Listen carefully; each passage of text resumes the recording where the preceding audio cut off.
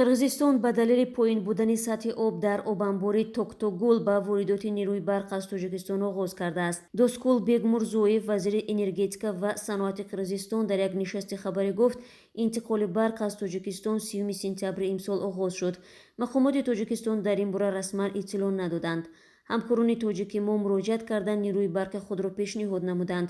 Интиқоли барқ ба минтақаҳои ҷанубӣ оғоз шуд. Дар як шабонарӯз 1 миллион киловаттсоат нерӯи барқ мегирем.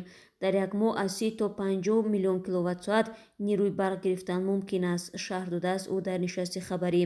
Бегмурзоев дар нишасти матбуотӣ 1 октябр гуфт, сухан дар бораи харидани нерӯи барқ меравад, вале аз ифшои арзиши он худдорӣ варзид. ҷониби Тоҷикистон то ҳол нагуфтааст ки ба Қирғизистон чӣ миқдор нерӯи барқ медиҳад ва бо чӣ нарх. ҳамзамон Қирғизистон аз Қазоқистону Узбекистон ва Туркманистон нерӯи барқ мегирад. Тоҷикистон дар гузашта ба Қирғизистон барқ фурӯхтааст, вале соли гузашта барқро асосан ба Афғонистону Узбекистон додааст. Интиқоли барқи Тоҷикистон ба Қирғизистон дар ҳолест ки ду кишвар ним сол боз муносибати сард доранд. Душанбеву Бишкек якдигарро ба сар задани муноқишае дар марз гунаҳгор медонанд ки аз ду тараф даҳҳо куштаву захмӣ ба ҷой гузошт.